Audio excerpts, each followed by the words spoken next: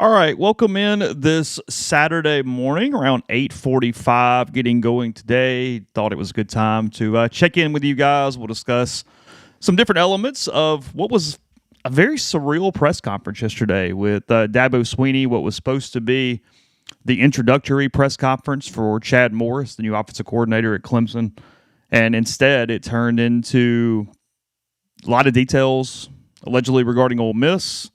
A takedown of the college football calendar and model as it's going right now, which told the truth there. There's no doubt about that. So we'll hit that and more as we're watching the ice fall outside my office window right now. All the southeast probably about to be pelted and hammered by this winter storm that has come all over multiple states here all across the South.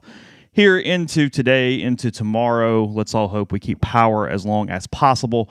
Ole Miss basketball starting in, an hour and 15 minutes, 10 a.m. from Lexington this morning. So we definitely won't go into that. I'm going to be off way before that. But that was a good time to kill a little time and talk to you guys. Good to see you in the stream. A lot of our regulars this morning. Eric, Austin, Blake. Good to see you guys. Aubrey, Mark. A lot of chatter already in the chat, and I agree with most of you. I don't think this is some huge deal, but it is nuts. It's crazy. I was, like I said, in real time yesterday watching this press conference. Just an incredibly surreal, odd situation that Clemson, Ole Miss, everybody is in at this morning. Yeah, right now it is just in Oxford. A lot of people asking. That's our out-of-state people. You can see ice all over the ground. The ground's white right now. It's coming down pretty moderately. It seemed like Wednesday is when everything really started as far as people gathering supplies and all that stuff. So we're hunkered down. I know a lot of people having kind of PTSD from '94, people that have been in the South and in Mississippi or around my age or any older there. But we're hunkered down. We're all good as we get going this morning. So. Again, yesterday, we started hearing the day before. So on Thursday, as I go through this a little bit, on Thursday, that Dabo Swinney, head coach at Clemson, and Graham Neff, the athletics director at Clemson, were going to take what was supposed to be an introductory press conference for new offensive coordinator Chad Morris and make it into something else, all centering around Luke Fereelli, the 2025 All-ACC Defensive Newcomer of the Year. Really good linebacker. He got into the portal right after the year at Cal. He then takes an official visit to Ole Miss. He takes an official visit to Clemson. He enrolls at Clemson. He goes to class at Clemson. He goes to some team activities. And what Clemson is really focused on is that he had signed scholarship papers. Old-fashioned scholarship papers, aid papers, whatever you want to call it. I mean, I made this joke multiple times yesterday, and as I was watching the press conference and listening to everything play out, you felt like you were in 2013 again. So many different elements felt like the pre-portal era, the pre-era to what we're in right now, and these scholarship papers are the one thing that is focused on the Tigers' allegations of tampering toward Ole Miss. And look, is Ole Miss tampering? Yes, everybody's tampering. That's the point of this, as I wrote yesterday, is that a lot of things that Dabo Swinney said were correct. The calendar sucks. The system sucks. We don't know if it's sustainable or not. But crying foul about a system and what it's become and then going to the NCAA for help is falling on deaf ears for a program that was elite, was maybe for a short time the preeminent program in the country. Definitely number 2. They won 2 national titles, knocked off Alabama in national title games. They didn't lose more than 2 games in a season from, I think, 2014 to 2020. Incredibly elite. And yet, when the calendar changed, Clemson has not adapted to this new calendar. Since 2021, Clemson has lost at least 3 games every season since then. Every year, at least 3. They went 7-6 this past year. And Clemson is using Fereelli as a tipping point to have a greater conversation. That's what this is about. It's frustration. I think in some ways it's probably panic on Dabo's part because of the struggles to replicate the success and to be dominant or at least even nationally notable in a lot of ways in this era. And in his mind, he came with receipts yesterday. And he did. He pointed out, used quotes that when you look at the entire picture are odd.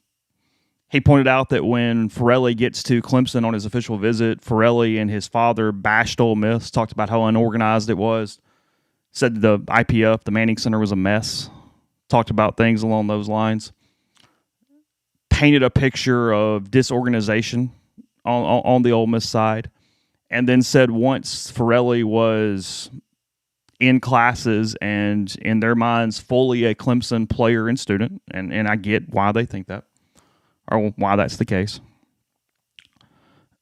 Ole Miss continued to pursue him. Portal period was still open. It was open through the 16th.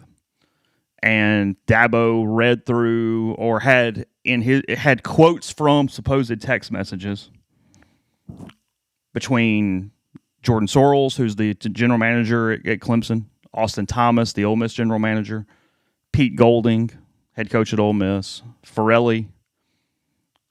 An anecdote where Pete offered Fereelli while Fereelli was in class one morning a few days ago, showed a picture of $1 million contract. So many elements here to go through, and I'm not going to spend 45 minutes detailing everything. You can go read my story. There's tons of stories out there with a lot more details with the actual quotes. I was focused on what it means in a bigger picture than detailing every quote or every situation that Dabo said. But let's get into what it means for Ole Miss. It's an interesting situation because Ole Miss has been on the other side of this a good bit in the past week and a half. We're all aware of the public, private, semi-public, all the different things between LSU and Ole Miss. That's the notable one, even though it happens all over the place and it's what's going on. And Ole Miss had revenue-sharing agreements and had players under contract, Prince Williman, Devin Harper, and they ended up at LSU. LSU pursued them. They got into the portal. We knew that they were going to LSU prior to getting into the portal. And there was frustration on a lot of Ole Miss's part over that. I mean, I'm sure there was some closed doors conversations between people. I'm sure that it was not pleasant in any way. But everybody involved here kind of knows it's just where we are in 2026. It's the price of doing business. It is where the game has gone because of the NCAA's incompetence over decades. It's actually the NCAA's fault here. There's no guardrails, and you get to this point, and you have a lot of smart people that start doing tons of loopholes and a lot of stuff, and suddenly, boom, everybody's tampering. I mean, with the date that to the credit of Neil and me is that the date that has mattered has not been the end of the portal period. It's been the last day of the drop ad date. That's the day that matters. Because everything is fair game until that drop ad date. Because there's two things here that I think most national media are not discussing, and frankly, a lot of people are skipping over in a lot of ways. A very similar thing happens. A very similar thing happened with Ole Miss and Tyler Barron. There was another player, too, in that class that did the same thing. Signed with Ole Miss, came in, was part of the class, and then boom, nope, went to Miami, left. Pow. We've seen this. It's not new. It's only new to Clemson because they've done so little portal activity over the time that here we are with almost like this reality. I mean, it's almost, in some ways, it's like Dabo woke up yesterday and went, oh, this is where we are, and this isn't good, so pow. It's odd. The other thing, too, is while Clemson is obsessed with these scholarship papers, he didn't have a revenue sharing agreement with Ole Miss. With Clemson. Those are the one thing that has become binding to any level in this entire crap show of a calendar and a situation that we have with college sports. Again, nobody is denying that it's screwed up. We're just saying it's the game that is being forced to be played right now. And if you are not tampering, if you're not continuing on through these drop ad dates to fill your spot, especially in this new calendar. Because, see, here's the other part of this, too. The NCAA had a lot of positive reasons why having one portal period makes a lot of sense. It gives coaches a little bit of a break. It allows, in theory, teams to understand their roster to a greater extent during spring practice, during at least the spring OTA situation, all that kind of stuff. But here's what it's done. It's made teams more aggressive in the one portal period, because if a player doesn't get into the portal period during now, they can't move on to another school. The NCAA, and I didn't know this, I was wrong about this, they're not even allowing graduates to change schools in May. Even graduates who are graduating and would in the past be able to move on to other institutions, they also have to get into the portal during this January 2nd to January 16th standpoint. So what Clemson, their biggest failure here was in some ways not understanding the dates that actually matter. And two, not signing him to a revenue sharing agreement. Because if they get the line signed on the you guys are cracking me up in the stream, the revenue sharing agreement, then Ole Miss at least owes money. There's at least a buyout. There's something that's in some way binding versus the way the structure currently works. Again, we'll follow the tampering thing. I'll read the rules in a minute, all that kind of stuff. But the way the rules currently work, Fereelli was able to reactivate the portal, get back into the portal, whatever you want to call it. Dabo said it. He went to Clemson's compliance and said, I want to get back into the portal. They had to put him into the portal or whatever, however that worked. And then he drives all day, through the night, whatever, to Ole Miss and enrolls in Ole Miss here.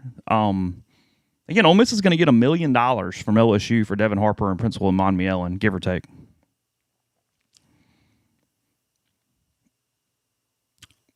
There's nothing binding here.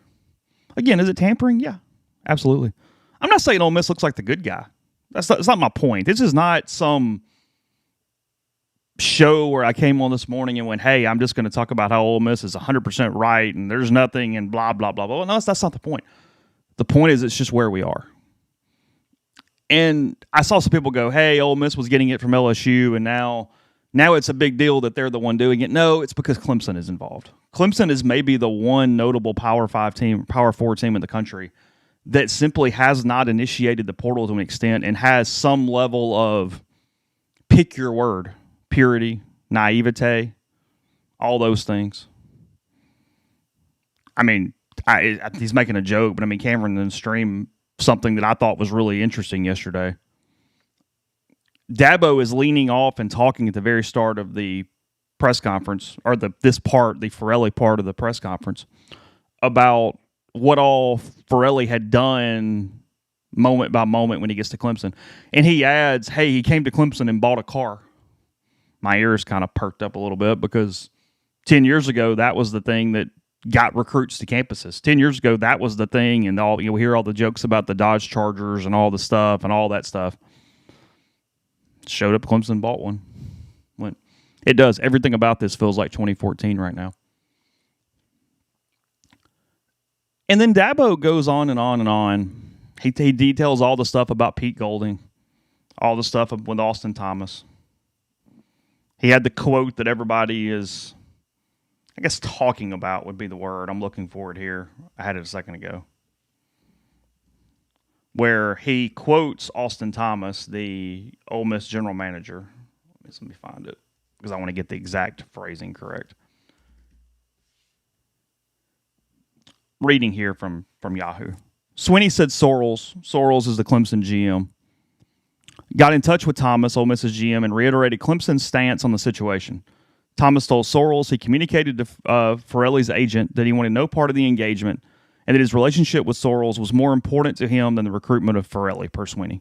Thomas added, though, quote, Pete Golding just does what he does, according to Swinney. And yeah, they're making good points here. I mean, Tower in the stream says, Chase, do you notice Dabo says there's tampering 101 and then 201, 301? Felt like Dabo kind of told on himself there by saying we do tampering 101. It's the part where I don't think empathize is the right word. But it's where I do think in some ways what Dabo and Clemson was doing yesterday was throwing their hands up and going, we just haven't done this. We don't do this. If this is the environment, kind of is what it is. We want change because we are very uncomfortable in this place. And again, nobody's arguing that it's not screwed up. It's very screwed up. Led my column yesterday with Dabo said a lot of truth. But in some ways, Dabo, anybody that's not an Ole Miss person is going to accuse me of homerisms here. But I mean what I say. I would say this if I were just a columnist covering the league. There's a world where Dabo did more damage to Clemson yesterday than Ole Miss.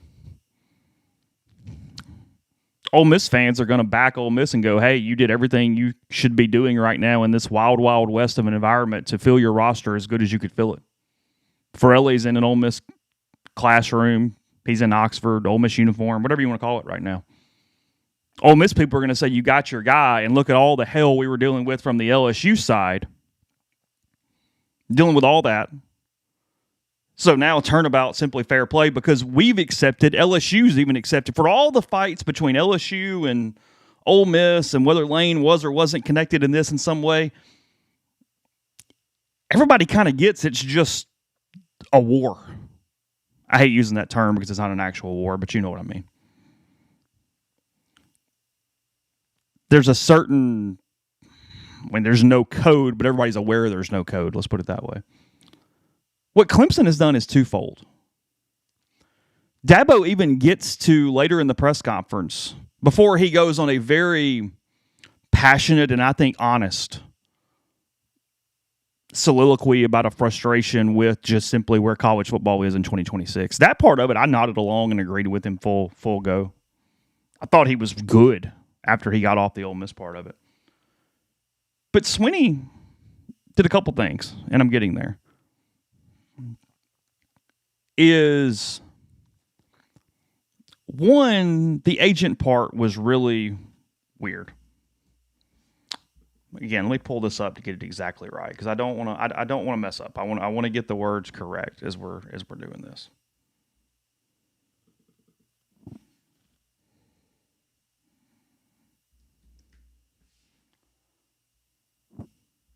One second. Here we go. This is again from Yahoo because this is what I've got up, and they did a pretty good job with this. That afternoon, Sorrells, Clemson GM, spoke with Fereelli's agent, who confirmed that Golding had continued to communicate with Fereelli and had raised the offer. This is Swinney's quote. The agent communicated that if we were to add a second year at $1 million to the already agreed-upon deal with Fereelli, then they would gladly give us whatever we need in order to turn Ole Miss in. Sorrells, the Clemson GM, rejected that arrangement per Swinney. Then he talked with Fereelli outside the facility, and Fereelli confirmed he was planning on playing at Clemson. Hours later, blah, blah, blah, blah, blah. Talked to an agent last night, just kind of chatting about the overall situation. And I asked the question of basically, is this standard, for lack of a better term? Does that make sense of how that situation would or would not have played out? And the response, I'm not going to do the verbatim, was that, yeah, probably, maybe. Could be a negotiation play to try to get more money from Clemson, try to make leverage for Ole Miss. But the part that I was told last night by a reputable agent is that it puts, quote, big sign over Clemson's door to not do business with them. That an agent suddenly having normal, the way negotiations work, again, nobody said it wasn't shady at times. You could be outed if the kid doesn't end up in Clemson. Suddenly, agents are going, whoa, whoa, whoa. So now we're worried about being brought into a press conference because I'm manipulating and playing this through with my client in that way. That's a frustration. Yeah, Ole says here he referenced that he didn't have any of the text. And at one point, while I understand what he said, the actual quotes were notable. He goes, maybe this isn't even a violation. Maybe this isn't even tampering. Maybe I'm wrong, and if so, I apologize. It was the part where, back to empathy or whatever you want to call it, in some ways it was Dabo almost giving up.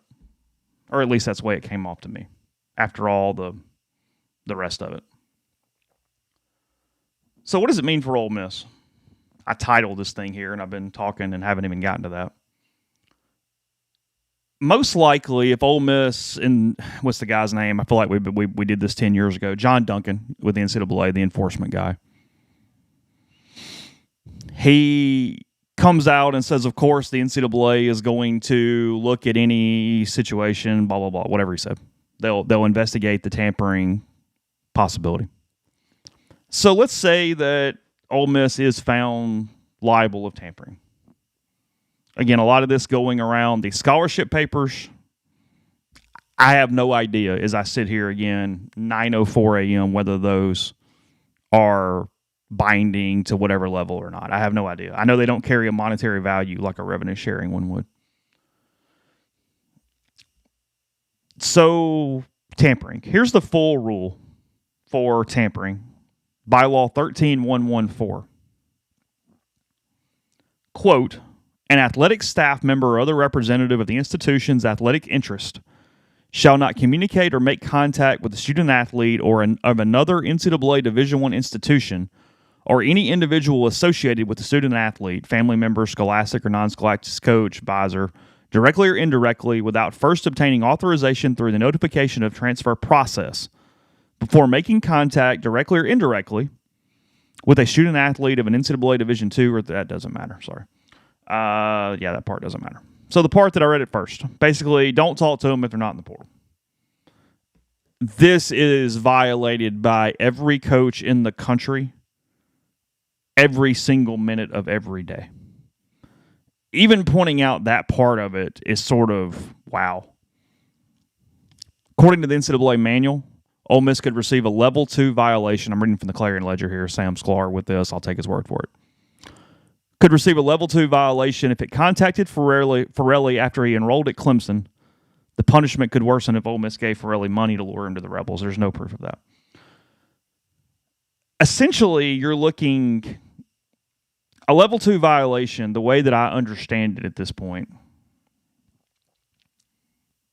is worst case if it stayed level 2 and didn't have any extenuating circumstance that would heighten it. And I just, A, I don't know if the NCAA has any proof for this, and 2, I don't know if they have any stomach for this. We're so far beyond this being a topic anymore. I think that's why I was watching so much with just this perplexed attitude about the entire thing. So sorry, if it's a level 2, worst case scenario, to my knowledge on January 24th, seems to be that Pete would be suspended for a game. I think that's worst case as I understand it. We'll continue to work on that. We'll continue to dig into it. Stuart Mandel, the National College Football writer, he said something very similar yesterday. He said that he thought that would be where Ole Miss would be headed in a worst case. So I guess absolute worst case, at least to our knowledge based off what we currently know, which is important. Ole Miss could be without Golding for the Louisville game if the NCAA pushed this process through and actually chased it to whatever level you would think. Graham Neff, the Clemson athletics director yesterday, said that Clemson was considering legal action, but also said they would not pursue that or move that in any way until the process was played out on the NCAA side. That's the Cliffs. Marine Rebel, thanks for the super chat. Says, love the fact that Pete tweets a shark this morning. Who do you think it is? Could be an offensive lineman, and frankly, I guess theoretically it could be Fereelli, but I don't know if I don't know if they're playing that game or not. To this point, Ole Miss has had no comment. There's been nothing going on from the Ole Miss side so far. Again, this happened at 2:30 on Friday, January 23rd. Kind of with Noel for life here. He says the portal's open. This isn't a story. I think that's where it ends up. Again, the NCAA trying to push tampering at this point on a base level of communication opens up so many worms in so many directions.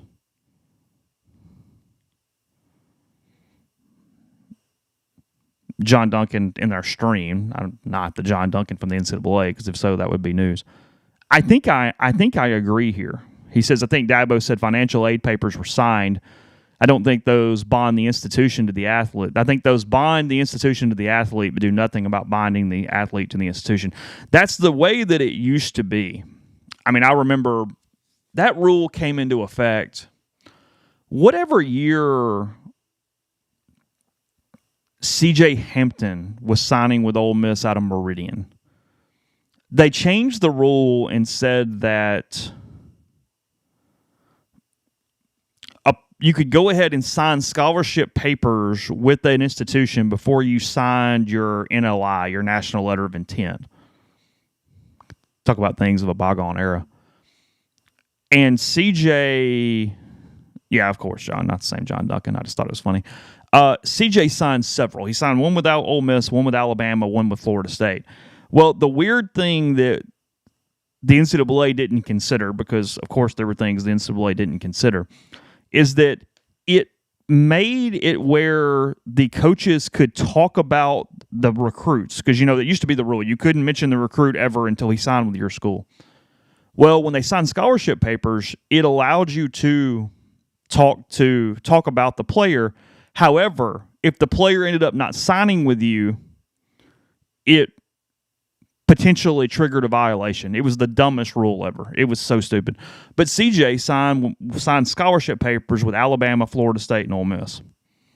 Ended up signing with Ole Miss and staying, but he had those three schools all bound to him through the process. It's the first time we really learned a lot about it and discovered much regarding that particular rule. One other thing that happened yesterday, Ross Dellinger reporting that the NCAA Appeals Committee has not made a final decision on Trinidad Chambliss to this point. They have met twice this week, I believe Wednesday and Friday, to discuss him. And they asked for more information earlier in the week, and it will be kicked now to next week from the NCAA side of the Trinidad Chambliss case. Again, Trinidad has two chances to be eligible here. This is by far the less likely of the two, which is the NCAA Appeals Committee, even though there is some optimism in Ole Miss circles regarding that. Siski sitting in the stream. He says, CJ did not sign papers with Alabama per sources. Maybe it was just Ole Miss and Florida State then. I apologize. Hate to besmirch the good name of Bama all these years later. Good to see you, Cisco. We'll see. And then from a court standpoint, the real hearing. I think people have heard hearing and gotten all thrown off. This is an NCAA Appeals Committee hearing. The court hearing, which is the first one, will be about a temporary injunction that would make Trinidad eligible through the process of the court case playing out, which will absolutely be through the entire 2026 season. That will be heard before or on February 15th or before, as long as the judge is available, is the way I've been told on that. So I do think we're within, I know it probably feels like forever. We're within about 22 days of having both sides of that pretty known.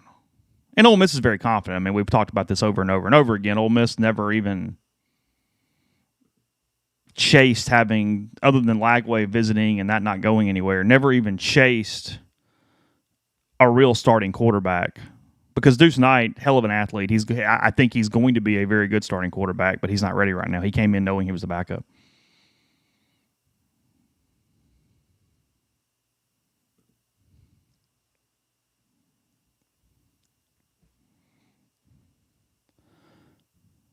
Yeah, the deal, I know a lot of people have been talking about this. The deal, even per Clemson, that Golding sent to Fereelli, per Clemson, it was 2 years, $2 million total. It wasn't $2 million per year. There's a lot of confusion on that in some different ways. So let's just be aware of that. People are going to move on. That's the thing here. I mean, the news cycle, I mean, it was a really long press conference. Because like I said, I mean, if I'm Chad Morris going, hey, I was supposed to be getting my honeymoon period right here and the return to Clemson and talk about the quarterbacks and all the stuff, and instead this got completely hijacked after about 30 minutes. It took a long time to get to it. And then Neff came in and talked about a lot of larger, big picture segments of the story, and then came in you guys in the stream, and then Dabo came back in and did the part that, again, I empathized with him in that part of the press conference. He went full bore. This entire model makes no sense, and here's some things I would do, but toothpaste out of tube, as we say, over that point. I am really curious about the agent side of this. That Clemson has outed publicly an agent who was doing active negotiations in the context of what was allowed. Again, whether tampering penalties end up getting put in or anybody considers it tampering or not or anything else, the system allowed Fereelli to get back into the portal, because if it didn't, he wouldn't be at Ole Miss right now. It kind of seems like that's one thing that everybody keeps ignoring and avoiding, is the process allowed Fereelli to get in. So we'll see where it goes. My guess is a slap on the wrist. Again, it feels like worst case scenario is that suspension. But I would be Christmas vacation head sewn to carpet if it affected Fereelli in any way.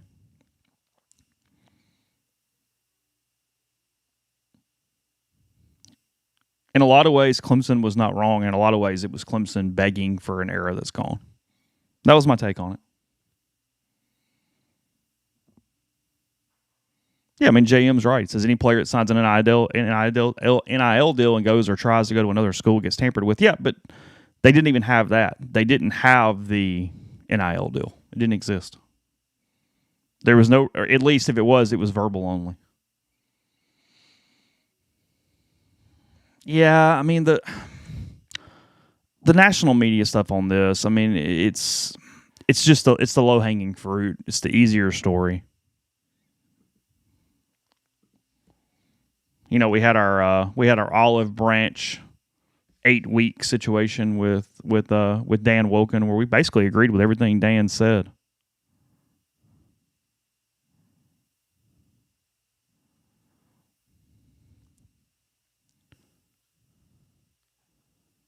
I was looking for the tweet.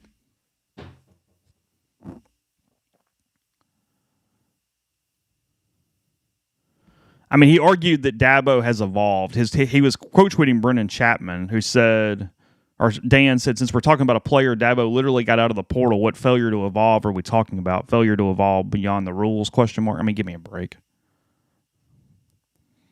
Siski makes a great point. I'm sure he'll talk about it on Monday in McCready and Siski. And it's the absolute truth. I've frankly done a bad job of highlighting this part of it.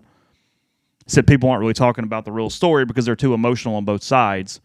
The story is the NCAA reaction. You either completely ignore Clemson or you punish Ole Miss. It's either full tilt, no rules, or unfairly punishing Ole Miss when they know everyone else is doing it. That's the story. That's it. That is 100% it. And I think it's going to fall more on the ignoring Clemson. Because you ignore Clemson, and it's people normally just don't really like Dabo right now anyway. They're seen as over time they can seen as whining. But if you try to pop Ole Miss on this, you're starting this chain reaction. You're starting crazy chain reactions in every way where everybody goes, okay, well, here's what I got. I mean, LSU offered William Eccles more than 7 figures hours before the portal closed. Hours before it closed. Sure there's not a text or something around somewhere? So are we just going to play this chain game? Because you can – the NCAA – and Siski's right. I mean, who knows? I mean, I'm not predicting what the NCAA is going to do. But yes, that is the story. What are they going to do? Here are the options, and how do they play it? Because playing the middle doesn't even make sense, really. But ignoring them has far fewer consequences moving on. Especially when you get Dabo going, I don't know, maybe it's not even that. And then saying, I don't know, they don't really have. And yeah, I don't think Clemson's clean here. It's 2026. Do I know specifics? No. But I know most guys don't just come across the country for literally nothing. Just saying. Different kind of clean. Yeah, you're dealing with the one program that was willing to have a press conference on Friday before a winter storm to claim the high and mighty because of their lack of portal and lack of adjusting to this era.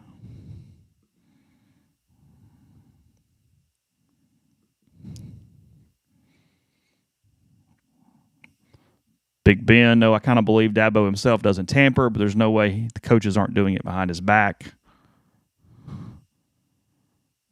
Siski, there's no middle. There's no middle. It's lose for the NCAA. Yeah, 100%.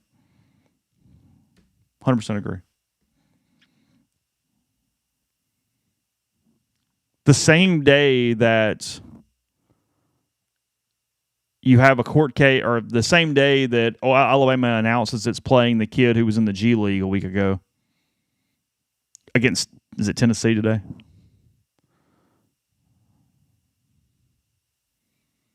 Because a Tuscaloosa judge ruled that he was eligible. Good day for the NCAA. What? Nothing at all to deal with there.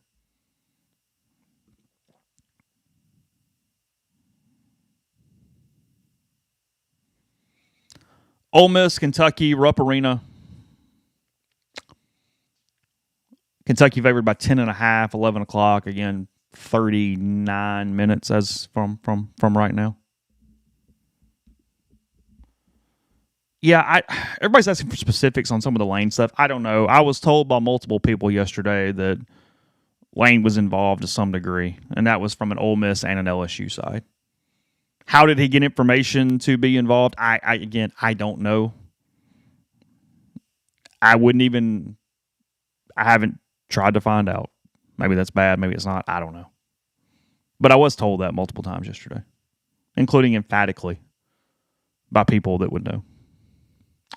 Real Wicked Bruce, Super Chat, thank you. When the ACC blows up, I don't think Ole Miss will be voting for accepting Clemson as a new SEC member. No, I don't think so. I think that's a very safe assumption. Yeah, we're not having a watch party for Ole Miss in Kentucky. Y'all can. Hope you have a great time. But that won't be the case. I just hope we keep power. Oxford was kind of a ghost town last night. I expected a lot of people to be out sort of last chance before the weather and before it all broke through. And instead, there was really nobody out at all. Went to dinner and restaurant was pretty empty. Yeah, I don't know what to make of that. Hunter Cox asked a question on the stream. So what about Dabo saying Luke's dad said the Ole Miss visit was a mess and that it didn't go well? I don't know. No clue. I mean, it couldn't have been that bad, or he wouldn't be at Ole Miss right now.